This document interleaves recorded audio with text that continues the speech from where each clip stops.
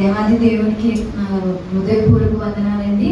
నన్ను పిలిచిన పాస్టర్ గారికి, పాస్టర్ గారు కనపడతలేదు, నన్ను పిలిచిన పాస్టర్ గారికి, పాస్టర్ గారికి నా వందనాలండి. వెనకాల ఉన్న దైవజనులు కూడా వందనాలు. ముఖ్యంగా మీరందరూ ఈ సమయం వరకు వేచి ఉన్నందుకు మీ అందరికీ కూడా నా హృదయపూర్వక వందనాలు. అందరూ బాగున్నారండి. నేనెవరో మీకు తెలీదు, మీరెవరో నాకు తెలియదు, కానీ మనం అందరము దేవునిలో సహోదరులు సహోదరమణులు. హల్లెలూయా.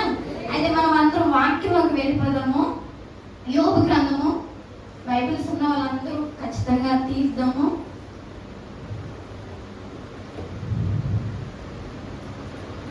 యోబు గ్రంథము 1వ అధ్యాయము 8వ వచనం నేను చదువుతానండి. అందుకు యెహోవా, నీవు నా సేవకుడైన యోబు సంగతి ఆలోచించితివా? అతడు యథార్థవంతుడును న్యాయవంతుడైన దేవుని యందు భయభక్తులు కలిగి చెడుతనమును విసర్జించిన వాడు. భూమి మీద అతని వంటి వాడెవ్వడునూ లేడు. హల్లెలూయా. ఇక్కడ యోబు కోసం ఎవరు చెప్తున్నారు? చెప్పాలందరూ. ఎవరు చెప్తున్నారండి? దేవుడు చెప్తున్నాడు. ఈ సృష్టిని సృజించిన దేవుడు ఒక వ్యక్తి కోసం సాక్ష్యం చెప్తున్నాడండి. ఆ వ్యక్తి పేరే యోబు. యోబు అంత భక్తిపరుడు కాబట్టే, అంత నీతి పరుడు కాబట్టే దేవుడే స్వయంగా సాతానుతో సవాల్ చేస్తున్నాడు. ఏమని? అతని కోసం నీకు తెలుసా? అతను ఎంత భక్తిపరుడో తెలుసా నీకు? అతను ఎంత నీతిపరుడో తెలుసా? ఎప్పుడైనా అతని కోసం ఆలోచించావా అని యోబు కోసం సాతానికి సవాల్ చేస్తున్నాడు.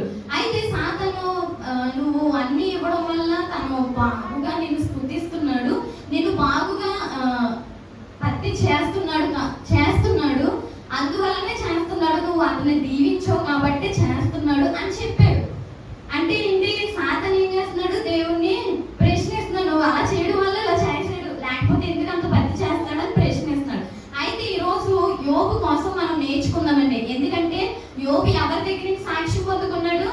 దేవుని దగ్గర నుంచి సాక్ష్యం పొందుకున్నాడు. ఈ రోజు మనం అందరం 21 రోజుల నుంచి ఉపవాసాలు ఉన్నారండి. అందరూ ఉన్నారా లేదా? ఉన్నారు. అయితే మీరందరూ ఉపవాసాలు ఉన్నారు. ఉపవాసం లాస్ట్ రోజు కాబట్టి ఈ రోజు దేవుడు మనతో మాట్లాడుతుంది ఏంటో తెలుసా? యోబు కోసం దేవుడు ఎలా అయితే సాక్ష్యం ఇచ్చాడో నీ కోసం దేవుడు సాక్ష్యం ఇవ్వాలనుకుంటున్నాడు. హల్లెలూయా.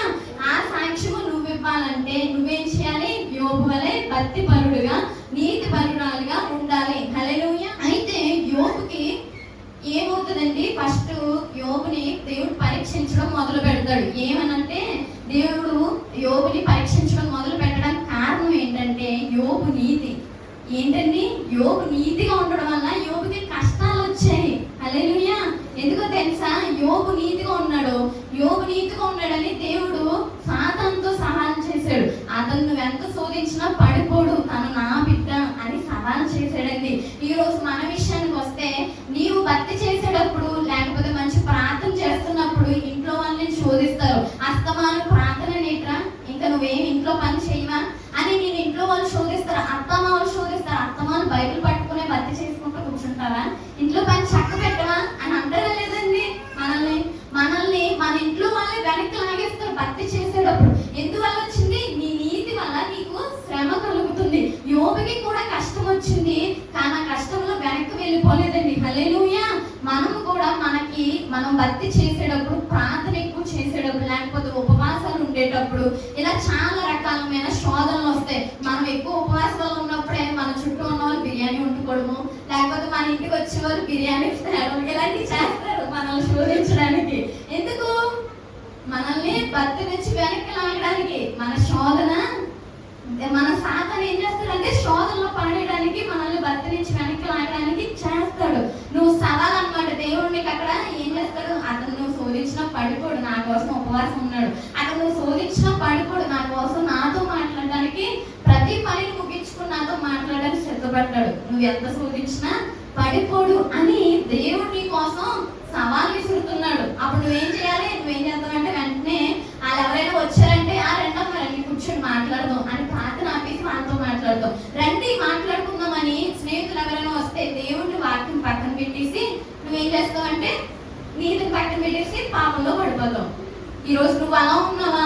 ఒక్కసారి నువ్వు ఉపవాసం ఉండి ఇన్ని రోజులు ఉపవాసం ఉన్నా కూడా నీ జీవితంలో నీకు దేవుడి నుంచి సాక్ష్యం రాకపోతే నువ్వెన్ని ఉపవాసాలు ఉన్నా ఎంత భక్తి చేసినా వృధా అవుతుంది. అర్థమవుతుందా మీ అందరికీ? కాబట్టి ఈ రోజు నుంచి ఏం చేద్దామండి, మనము మన నీతికి శ్రమలు వచ్చినప్పుడు ఏం చేయాలి? కాపాడుకోవాలి. హల్లెలూయా. యోబు తన నీతికి శ్రమ వచ్చింది, ఎప్పుడు కూడా తన నీతిని కోల్పోలేదు, వెనక్కి వెళ్ళిపోలేదు. ఎందుకులే భక్తి, దేవుని వదిలేద్దాంలే అని తన నీతిని వదిలేసి వెనక్కి వెళ్ళిపోలేదండి, పాపంలో పడిపోలేదు. మనం చూస్తాము యోబు కోసం. కాబట్టి ఈరోజు మనం అందరం ఏం చేయాలి? మన నీతిని కాపాడుకోవాలి, మొదటి విషయం. రెండోది, సమస్యలు వచ్చినప్పుడు దేవునికి దూరం అయిపోతానేమో అని భయపడ్డాడు. అర్థమవుతుందా మీకు? దేవునికి దూరం అయిపోతానని యోబు భయపడ్డాడంట. ఎప్పుడండి? శ్రమలు వచ్చినప్పుడు. తనకి కష్టాలు ఎదురయ్యాయి. ఎన్ని కష్టాలు! కుమారుని కోల్పోయాడు, భార్యని కోల్పోయాడు, ఆస్తిని కోల్పోయాడు. ఇన్ని కోల్పోయినా తను ఏమని బాధపడ్డాడు తెలుసా?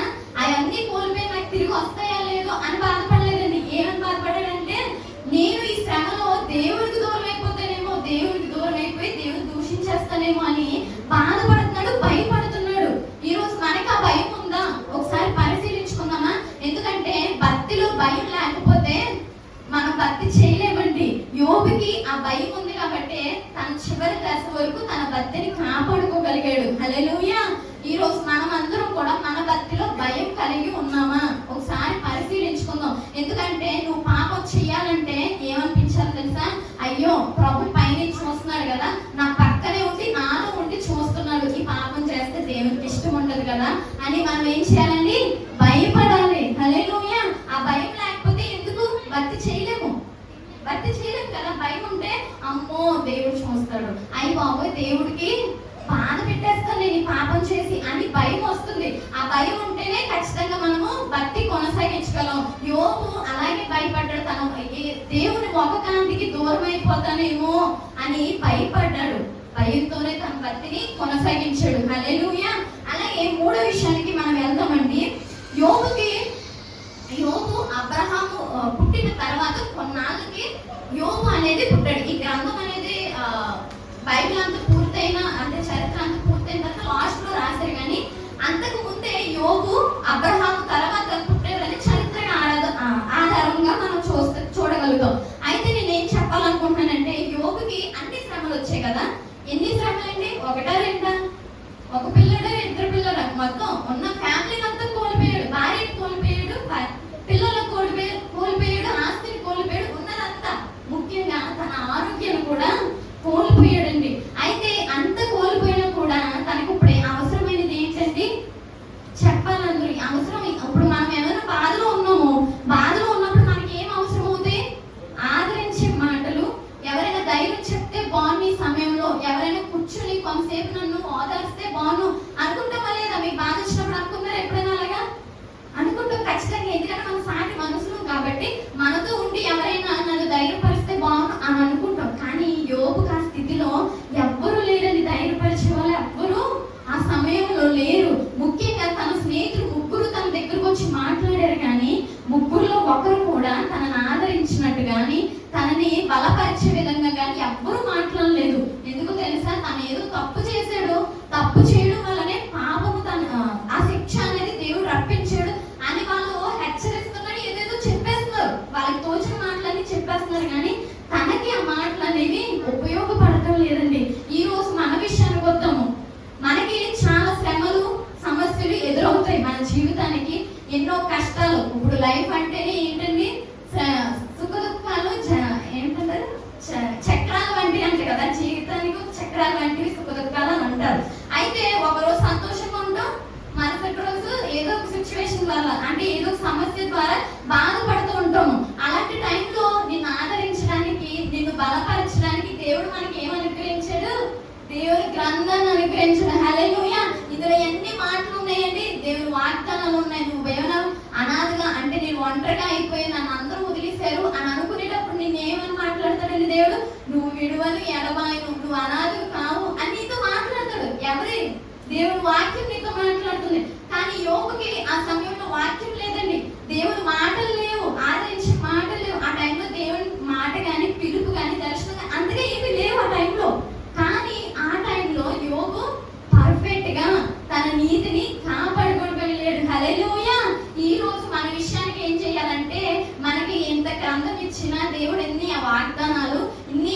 ఆదరించే మాటలు, ఇన్ని బలపరిచే మాటలు ఈ గ్రంథంలో మనకు రాసి పెట్టున్నా మనం ఏం చేస్తామంటే చిన్న సమస్య వచ్చిందంటే చాలు ఏం చేస్తాం, వెళ్ళిపోయి ఆ ఇరుగు పొరుగోళ్ళకి చెప్పేసుకోవాలి, లేకపోతే ఫ్రెండ్స్ కి ఫోన్ చేసుకుని మరి నా సమస్య ఎదురా అని చెప్పేసుకోవాలి. వాళ్ళెవ్వరూ లిఫ్ట్ చేయకపోతే, వాళ్ళెవ్వరూ మనతో మాట్లాడకపోతే ఒంటరిగా కూర్చుని ఏడ్చేస్తాం. ఇది తప్ప మనం ఇంకొకటి ఏమీ చేయలేమండి.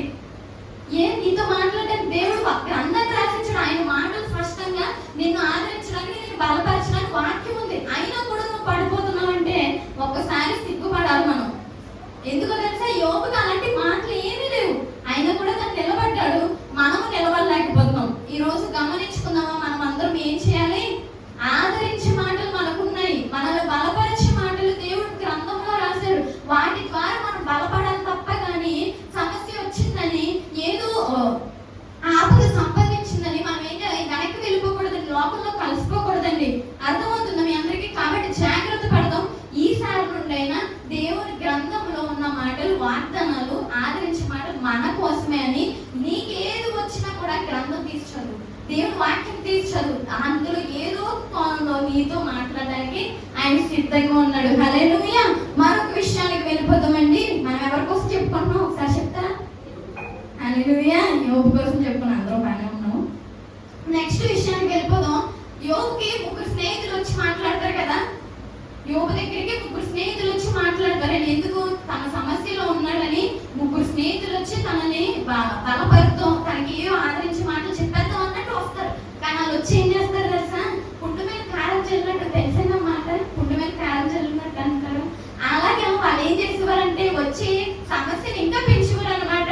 నువ్వు ఏదైనా పాపం చేసి ఉంటావు, ఆ పాపాన్ని ఒప్పుకో, లేకపోతే నీకు శిక్ష తప్పదు, ఈ శిక్ష నుంచి తప్పించుకోలేవు అన్నట్టు వాళ్ళు పుట్టు మీద కారం చల్లుతుంది. ఒక అధ్యాయం నుంచి ఇంకొక అధ్యాయం, మొత్తం అధ్యాయాలను కొన్ని అధ్యాయాలను వాళ్ళ పుట్టు జల్లియే ఉంటాయి. ఎందుకంటే వాళ్ళు ఏం చేస్తారంటే యోబుని ఆదరించడం మానేసి, యోబు ఏదో కష్టంలో ఉన్నాడని చెప్పడం మానేసి వాళ్ళు ఏం చేస్తారంటే నువ్వు ఏదో తప్పు చేసేసావు, ఏదో అయిపోయింది, నువ్వు దేవుడికి విరోధంగా ఏదో పాపం చేసేసావు, అందువల్ల ఇది వచ్చేసిందని యోబుని ఇంకా ఇంకా బాధ పెట్టేవారని. కానీ యోబు ఒక మాట, నేను ఈ కష్టంలో ఉన్నాను కదా, ఈ కష్టంలో ఉన్నప్పుడు మీరు నా దగ్గరకు వచ్చి ఇన్ని మాటలని ఇంతలా నన్ను బాధ పెడుతున్నారు, ఇదే కష్టంలో మీరుంటే నేను ఎలా చెయ్యను, ఏం చేస్తాను తెలుసా? మిమ్మల్ని ఓదార్చడానికి మాటలు నేను మాట్లాడతాను, మిమ్మల్ని బలపరచడానికి ఇంకొన్ని దేవుని మాటలు మీ దగ్గర చెప్తాను తప్ప మీకులాగా నేను చెయ్యను అని చెప్తున్నాడండి యోబు. అంత కష్టంలో కూడా అంత సహనంగా సమాధానం చెప్పడం నిజంగా మనం ఆశ్చర్యపోవాల్సిన విషయమే. హల్లెలూయా. యోబు ఎంత మంచి సహనం అంటే వాళ్ళ స్నేహితులు అంత బాధ పెట్టినా వారితో సహనంగా చెప్తాడు. ఏమన్నా తెలుసా? నేను మీకులా నేను చేయను, మీరు ఒకవేళ నాకులాంటి బాధ మీరు ఉంటే కనుక నేను ఒకటే చెప్తాను, మిమ్మల్ని ఆదరించడానికి, మిమ్మల్ని బలపరచడానికి దేవుని మాటలు ఒకటే మీకు చెప్తాను తప్ప మిమ్మల్ని ఎలా బాధ పెట్టను, నన్ను మీరు బాధ పెట్టినట్టు అన్నట్టు యోబు చెప్తున్నాడండి. అయితే ఈరోజు మన విషయానికి వస్తే మనం ఏం చేస్తామండి?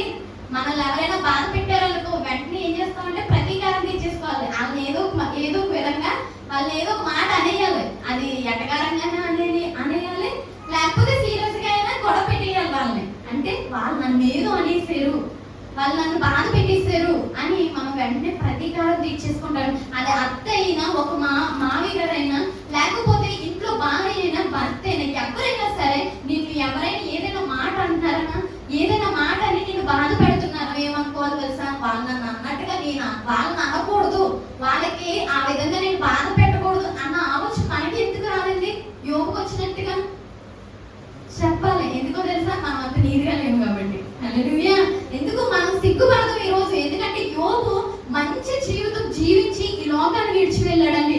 మనము అలాంటి జీవితం జీవించి వెళ్ళకపోతే మనకి ఏమి ఫలితం ఉండదు. ఎంత మనుషుల ఎదుట భక్తి చేసినా దేనికి ప్రయోజనం ఉండదు.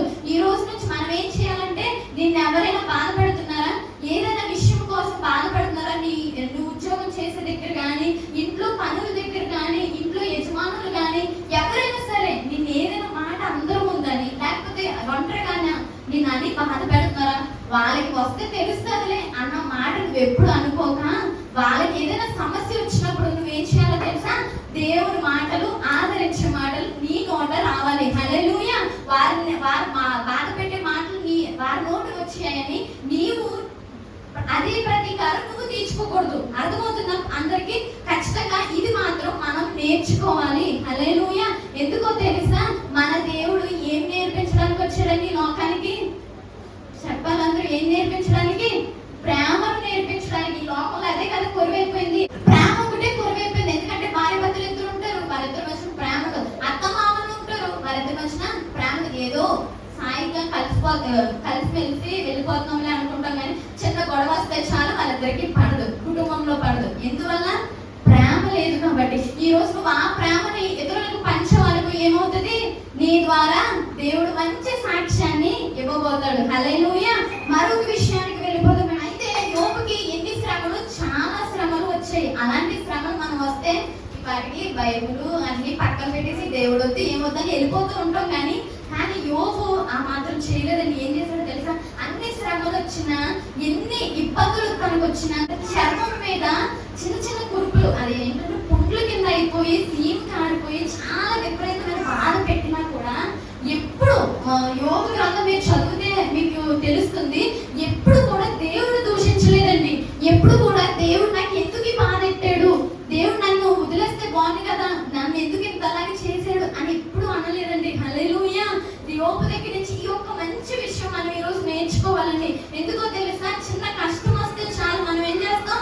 దేవుడొద్దు, దేవుళ్ళకి వచ్చాకే నాకు ఇలా జరిగింది అంటారు. నాకు తెలిసిన ఒక ఆవిడ, మా రిలేటివ్ అనమాట. ఆమెకు దేవుళ్ళకి రాకముందు బాగానే ఉంది, ఆర్థికంగా ఎలాంటి ఇబ్బందులు కూడా లేవు. ఎప్పుడైతే బాప్తిసం తీసుకుందో దేవుడు ఏం చేస్తాడండి? మనల్ని ఆనందించడానికి కొన్ని మన దగ్గర నుంచి తీసుకుంటాడు కదా.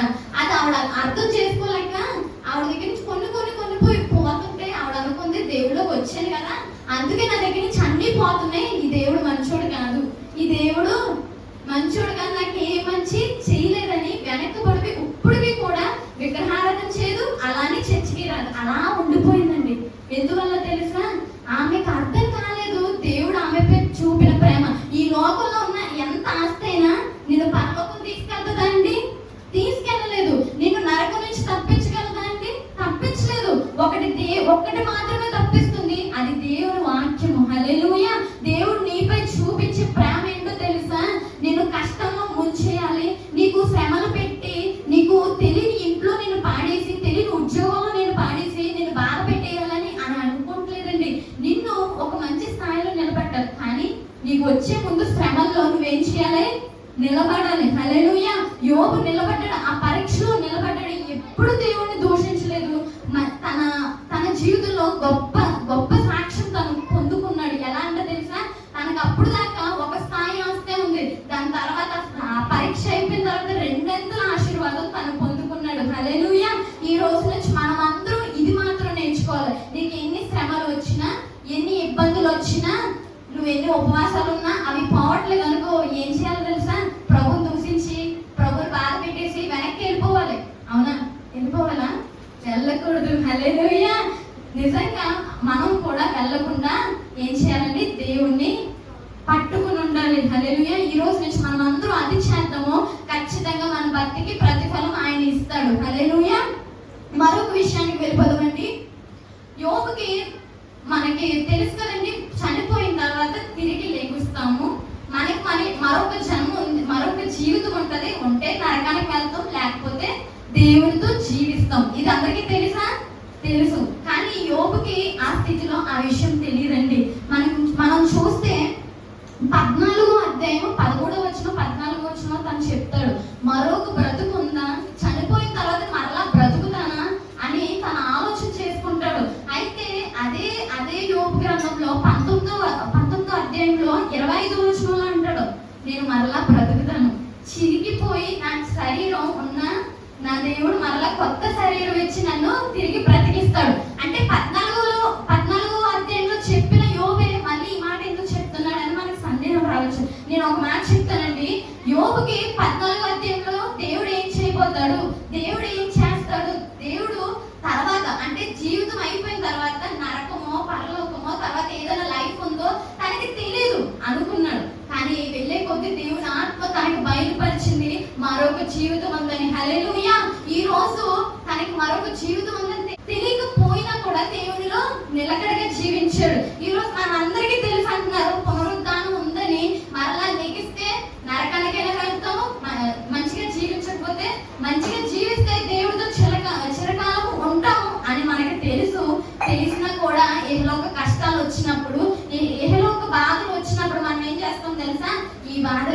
నరకం అంత శ్రమ వచ్చేసాయి, బాబాయ్ భరించలేము అని అనుకుంటాం. ఎందుకంటే మన నరకం ఇంకా చూడలేదు కాబట్టి అలా అనుకుంటున్నాం. అవునా లేదా? నరకం చూసేస్తే అప్పుడు అనుకుంటాం భూమి మీద బాగుందని, ఆ శ్రమలు భరించి దేవుడి దగ్గరికి వెళ్ళిపోదు అని అనుకున్నాం. కానీ ఆ ఛాన్స్ మనకి ఇవ్వడండి. నరకంలోకి వెళ్ళిన తర్వాత ఇంక నరకంలో ఉండిపోవడం తప్ప మనం బయటికి రావడం. ఈ రోజు నీకు ఆ విషయం తెలిసింది, నీ ముందు నుంచే తెలుసు, అయ్యో చనిపోతే ఇంకొక జీవితం ఉంది, నేను చిరకాలం ప్రభుతో ఆనందంగా ఉండాలంటే ఏమైనా శ్రమ వచ్చిందనుకో, ఓన్లీ 2 రోజులే కదా ఉంటది, ఇది అయిపోతే నా జీవితం అయిపోతే దేవుడితో సంతోషంగా ఉంటాను కదా, అక్కడ నేను జీవిత కాలం అంతా హ్యాపీగా దేవుడిని ఆరాధిస్తూ ఉంటాను కదా అని హ్యాపీగా ఫీల్ అవుతా తప్ప ఎప్పుడు కూడా బాధపడవండి. హల్లెలూయా! అర్థమవుతుంది మీ అందరికీ? ఖచ్చితంగా ఈ రోజు నుంచి మనం ఏం చేయాలి తెలుసా? ఇక్కడ ఉన్న కష్టాన్ని చూసి బాధపడుకోకుండా దీని తర్వాత ఏదైతే జీవితం దేవుడు నీకు ఇవ్వబోతున్నాడో దాన్ని నిరీక్షణతో చూసి ఇక్కడున్న శ్రమల్ని నువ్వు సంతోషంగా భరించాలి. హల్లెలూయా! తనదే చెప్తున్నాడు, నేను ఒకవేళ ఈ సమస్యలో నాకు మరొక జీవితం ఉందని తెలిస్తే ఇక్కడున్న ఈ సమస్యల్ని చాలా తేలికగా భరించేదును అని అంటున్నాడు. అంటే ఒకవేళ లేకపోతే భరించలేమనే కదా. ఒకవేళ నీకు దేవుడు తెలిపిన కూడా నువ్వు వాటిని తేలికగా తీసుకోకుండా ఏదో పెద్ద భారం మోసేస్తున్నట్టు మన మీద ఏదో కాడి దేవుడు పెట్టేసినట్టుగా ఫీల్ అయిపోతూ ఉంటాము. ఈ రోజు నుంచి ఆ విధంగా ఉండద్దు. హల్లెలూయా! ఎందుకంటే దేవుడు మనకి తెలియజేశాడు మరొక జీవితం ఉంది, సంతోషకరమైన జీవితం ప్రభు మనకి ఇవ్వబోతున్నాడు. అంటే దాన్ని పొందుకోవాలంటే ఇప్పుడు మనం ఏం చేయాలి? నీకు వచ్చిన ప్రతి శ్రమని సంతోషంగా భరించాలి. హల్లెలూయా! మరొకటి నేను చెప్తానండి, యోబు యొక్క లక్షణం ఏంటంటే ఒక మాట చెప్తానండి, నేను వెళ్ళే మార్గము సరైనదని దేవుడి దగ్గర రుజువు చేసుకుంటాను అని చెప్తున్నాడు. హల్లెలూయా! ఎవరి దగ్గర అండి? నీ పక్క సహోదరు దగ్గర, లేకపోతే నా ఫ్రెండ్స్ దగ్గర, నా బంధువుల దగ్గర నేను రుజువు చేసుకుంటాను నేను మంచోడిని అని చెప్తున్నానా? కాదండి. లోకానంతటినీ నీ హృదయంలో ఉన్న ప్రతి దాన్ని పరిశోధించే దేవుని దగ్గర నేను నీతిమంతుని, నేను వెళ్ళే మార్గం సరైనది అని నేను ప్రభు దగ్గర రుజువు చేసుకుంటానని చెప్తున్నాడు. హల్లెలూయా! మనకంత ధైర్యం ఉందండి మన భక్తికి అంత ధైర్యం ఉందా? అసలు ఎక్కడ ఉంటుందండి? మనం ఇలా బయటికి వెళ్ళామంటే చాలు ఎవరి మీదైనా కేకలు వేసేస్తాం, ఇలా బయటికి వెళ్ళామంటే చాలు ఎవరినొకరిని మనసులో తిట్టేసుకుంటాం. ఎక్కడ ఉందండి మన దగ్గర నీతి? ఎక్కడుంది అంత పరిపూర్ణత? ఒకసారి గమనించుకున్నామా? యోబు చెప్పినట్టుగా నేను నా దేవుని దగ్గర నేను వెళ్ళే మార్గం నీతిగా ఉంది అని నా దేవుని దగ్గర రుజువు చేసుకుంటాను అని చెప్పగలగాలి. హల్లెలూయా! చెప్తాం అందరూ హల్లెలూయా! ఖచ్చితంగా ఈ రోజు మనం అందరూ ఏం చేయాలంటే యోబు వలె మన జీవితాన్ని మార్చుకోవాలి. ఎందుకు? యోబు ఎవరి దగ్గర నుంచి సాక్ష్యం పొందుకున్నాడు? చెప్పాలి. యోబు ఎవరి దగ్గర నుంచి సాక్ష్యం పొందుకున్నాడు? దేవుని దగ్గర నుంచి సాక్ష్యం పొందుకున్నాడు. ఈ రోజు నీ జీవితము దేవుని దగ్గర నుంచి సాక్ష్యం పొందుకోవాలనుకుంటే నీవు యోబు వలె మారాలి. హల్లెలూయా! నీ చుట్టూ ఉన్న వారి దగ్గర కాదు, నీకు పొరుగు వారి దగ్గర కాదు, నీ కొలీగ్స్ దగ్గర కాదండి. ఎవరి దగ్గర సాక్ష్యం పొందుకోవాలి తెలుసా? వాళ్ళ దగ్గర ఏదైనా మంచి మాటలు, ఈ రోజు మంచి ఈ రోజు లోన్ ఇవ్వడానికి నాకు ఇంటికి చూడడానికి వస్తున్నారు, వాళ్ళతోనే నేను మంచిదాన్ని మంచోడిని చెప్పు అని చెప్పుకుంటాం కదా. ఎవరైనా మనకి చూడడానికి వచ్చినప్పుడు, పెళ్లి సంబంధాలకు వచ్చినప్పుడు చెప్తాం లేదా? నిరుగు పలువురికి ఆ అబ్బాయి మంచిదని చెప్పండి, వాళ్ళు వచ్చినప్పుడు ఆ అబ్బాయి మంచోడని చెప్పండి అని చెప్పుకుంటామా? అలాగా దేవుడి దగ్గర చెప్పుకోవడానికి ఉండదండి. దేవా వాళ్ళ దగ్గర నాకు మంచోడని చెప్పు అని చెప్పుకోవడానికి ఉంటుందా? ఉండదు. ఎందుకు? నీ ప్రతి పాపము ప్రతి దాన్ని ఆయన పరిశోధిస్తున్నాడు కాబట్టి నీకేం ఆయన దగ్గర అది దాచిపుచ్చుకోవడాలు, ఆయన దగ్గర చెప్పుకోవడాలు ఏమి ఉండవు. ఆయన ఎందుకు పరీక్షిస్తాడని మనల్ని ప్రతిదీ తెలుసుకుంటాడు కాబట్టి ఆయన దగ్గర దాయడానికి ఏమి ఉండదు. హల్లెలూయా! ఈ రోజు నుంచి మనం ఎవరి దగ్గర సాక్ష్యం పొందుకోవాలి? దేవుని దగ్గర నుంచి సాక్ష్యం పొందుకోవాలి. మనమందరూ ఈ జీవితాన్ని పొందుకుంటే దేవుడు మనకి మంచి సాక్ష్యం దేవుడు ఇస్తాడు, మనకి పరలోకంలో స్థానం ఇస్తాడు. ఇంతకన్నా గొప్ప భాగ్యం మనకి ఏం కావాలి? హల్లెలూయా! అయితే మరొక విషయం నేను చెప్తానండి.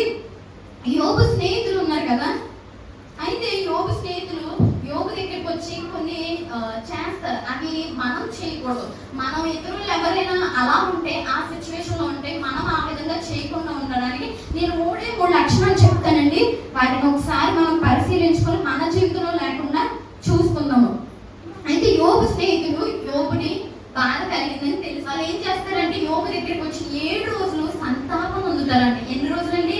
1 రోజులా 2 రోజులా? 7 రోజులు. అంటే నీ చుట్టూ ఉన్న వాళ్ళు ఎవరైనా బాధ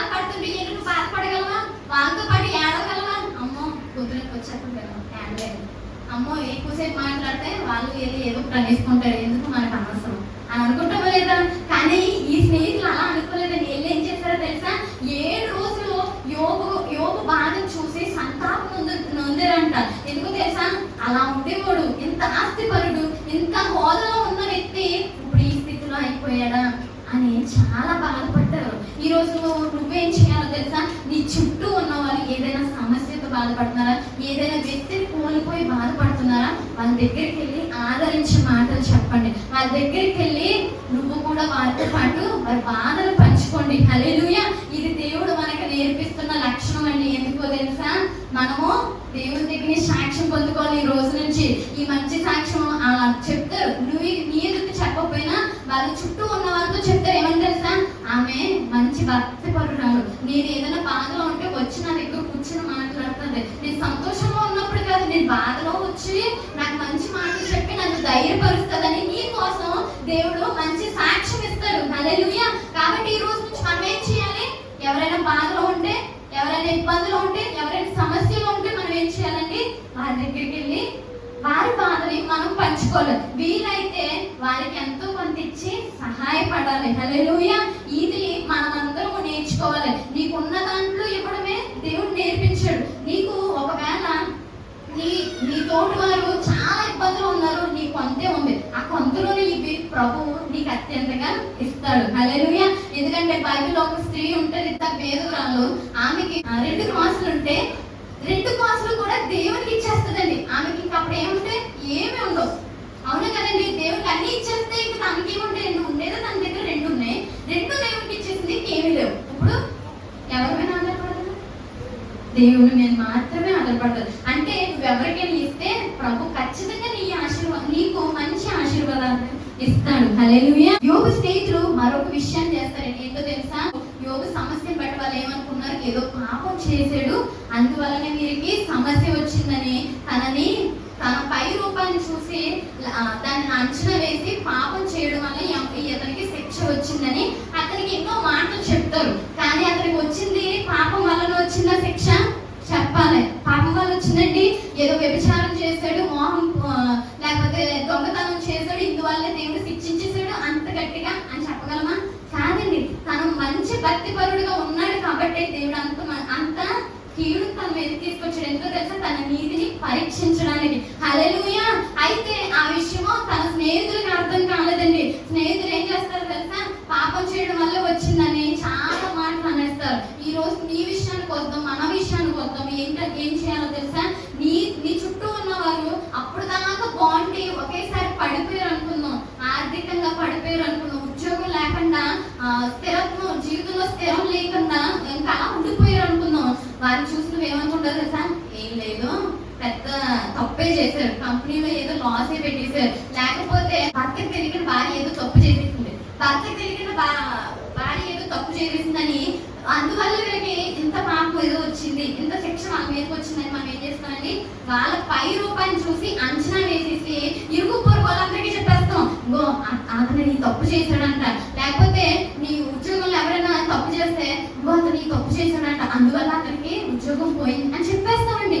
కానీ అక్కడ జరిగే సిచ్యువేషన్ అది కాకపోవచ్చు. అప్పుడు నీవు అన్న మాట వెనక్కి తీసుకోగలుగుతావా? తీసుకోలేవు. యోబు స్నేహితుడు చేసింది ఇదేనండి. అతనికి నీతి వల్ల శిక్ష వస్తే అది వాళ్ళు ఏం చేస్తారంటే పాపం వల్ల వచ్చిందని చాలా మాటలు అనేస్తారు. ఈ రోజు నువ్వు అలాగా పై రూపాన్ని చూసి ఇతరులని అంచనా వేయటం, ఏ మాట కూడా పై రూపాన్ని చూసి ఎవరిని అనకూడదు. హల్లెలూయా. ఎందుకో తెలుసా? మన దేవుడు హృదయాలను పరిశోధించేవాడు. హల్లెలూయా. అంటే దేవుడు నీకు తెలిసిన విషయం ఆయనకి వేరేగా తెలిసి ఉండొచ్చు. మంచిగా ఉండడం వలన వాళ్ళకి శిక్ష వచ్చిందని ఆయనకి తెలుసు, కానీ నువ్వు అనుకునేది ఏంటి? బ్యాడ్గా అంటే చెడుగా ఉండడం వల్ల వాళ్ళకి శిక్ష వచ్చిందని నువ్వు అనుకుంటావు. 2 వేరే అండి. అప్పుడు దేవుడు కరెక్ట్ అవుతాడు, కానీ నువ్వు కరెక్ట్ అవ్వవు కదా. అర్థమవుతుందా? కాబట్టి ఈ రోజు నుంచి మనం ఏం చేయాలంటే ఎవరిని కూడా పై రూపాయలు చూసి అంచనా వేయకూడదు. వాళ్ళకి ఏదైనా కష్టం వస్తే అయ్యో అని బాధపడాలి తప్ప వాళ్ళకి ఇందువల్లనే కష్టం వచ్చిందని తీర్పు తీర్చేయకూడదండి. అర్థమవుతుందా? మన కుటుంబంలో కొలికేసుకుంటాం అన్నమాట, చెవుల్లో అక్కతోని లేకపోతే తోటిగోళ్ళతో కొలికేసుకుంటాం. ఇలా ఎలా చేసాడు అందువల్ల వచ్చింది వాళ్ళకి నష్టం ఎందుకు వచ్చిందో తెలుసా? అలా అది చేశారంట అంటావు, నీకు తెలియదు ఆ విషయం, అసలు నిజమేంటో నీకు తెలియదు కదా. అర్థమవుతుందా? ఖచ్చితంగా మనం అందరూ ఏం చేయాలి తెలుసా? పై రూపాన్ని చూసి ఎప్పుడు తీర్పు తెచ్చుకోండి. హల్లెలూయా. ఈ స్నేహితులు చేసిన తప్పు అదేనండి. అయితే మరొక విషయం అండి, వాళ్ళు ఏం చేస్తారు తెలుసా? అక్కడ ఉపయోగపడని సలహాలు ఇస్తారండి యోబుకి. ఏంటండి? సలహాలు ఇస్తారు. అయితే ఆ యోబుకి ఆ సలహాలు అనేవి అస్సలు ఉపయోగపడవండి. వాళ్ళు ఇచ్చే సలహాలు ఏంటో తెలుసా? నువ్వు పాపాన్ని ఒప్పుకో, నీకు శిక్ష తగ్గుతుంది. నువ్వు పాపాన్ని ఒప్పుకో, శిక్ష తగ్గుతుంది. ఇదే మాట చెప్తారు. ఎన్నిసార్లు చెప్పు, ఆ సలహా మాత్రమే ఇస్తారు. కానీ ఆ సలహా అక్కడ ఉపయోగపడుతుంది యోబుకి? అస్సలు ఉపయోగపడనే లేదు. ఈ రోజు నీ విషయానికి వస్తే నువ్వేం చేయాలో తెలుసా? ఎవరికైనా సలహాలు ఇచ్చేటప్పుడు ఏం చేయాలండి? అక్కడ ఉన్న పరిస్థితిని చూసి వెంటనే చెప్పేస్తాం, నువ్వు ఇది చేస్తే మంచిది, నువ్వు ఇది చేస్తే మంచిది, ఈ సలహా తీసుకో, నీకు మంచిది అవుతుంది, వెంటనే చెప్పేస్తాం. కానీ అక్కడ నువ్వు ఇచ్చే సలహా ఎందుకు పనికిరాదు. అలాంటప్పుడు నువ్వేం చేయాలి? సలహాలు ఇవ్వడం కన్నా మౌనంగా ఉండడం బెటర్. ఎందుకంటే సలహాలు ఇచ్చి చెడ్డగా అవ్వడం కన్నా మౌనంగా ఉండి వాళ్ళని ఆ బాధను చూసి ప్రేయర్ చేయడం తప్ప ఇంకొకటి మరేం చేసినా కూడా నీవు చెడ్డదనం అవుతావు. అర్థమవుతుందా నేను చెప్పేది? మనం ఏం చేయాలంటే సలహాలు ఇచ్చేటప్పుడు ఉపయోగపడేవి ఇవ్వాలి. ఒకవేళ ఉపయోగపడేవి ఏంటో నీకు తెలియకపోతే మౌనంగా ఉండాలి. హల్లెలూయా. ఈ స్నేహితులు మౌనంగా ఉండాలి. తర్వాత దేవుడు వారితో మాట్లాడి ఫిక్స్ చేస్తారు. ఆ తర్వాత విషయం. కానీ మనం అంతవరకు తెచ్చుకోకుండా మనం ముందుగానే ఎవరికైనా సలహాలు ఇచ్చేటప్పుడు జాగ్రత్తగా ఇద్దామండి. ఎందుకంటే తెలుసా? నువ్వు మాట్లాడే ప్రతి సలహా కూడా నీ పైకి తీర్పు తీర్చకూడదు. హల్లెలూయా. ఈ విషయంలో మనం అందరం జాగ్రత్తగా ఉందాం. యోబు నుంచి మనం ఏం నేర్చుకున్నామో ప్రతి విషయాన్ని మన జీవితంలో అవలంబించుకుందాం. ఎందుకో తెలుసా? దేవుడు మన విషయాన్ని దేవుడి ఇతరులకి సాక్ష్యం ఇవ్వాలి. హల్లెలూయా. యోబు శ్రమల్లో తన నీతిని కాపాడుకున్నాడు. యోబు శ్రమల్లో దేవుని దూషించలేదు. యోబు శ్రమల్లో ఏం చేశాడో తెలుసా? దేవుడా నీ నుండి నేను దూరం అయిపోతానేమో అని భయంతో భక్తి చేశాడు. హల్లెలూయా. ఈ రోజు నుంచి మనం అందరం కూడా ఆ విధంగానే భక్తి చేయాలి. ఆదరించే మాటలు తనకి లేకపోయినా తన భక్తిని కొనసాగించుకున్నాడు. ఈ రోజు నీకు ఆదరించే మాటలు ఉన్న భక్తిని కొనసాగించుకోగలగాలి. హల్లెలూయా. నీకు పునరుత్థానం ఉంది అంటే చనిపోయిన తర్వాత జీవితం ఉందని తెలిసి సంతోషముతో నీకున్న కష్టాల్ని అనుభవించాలి. హల్లెలూయా. ఏదో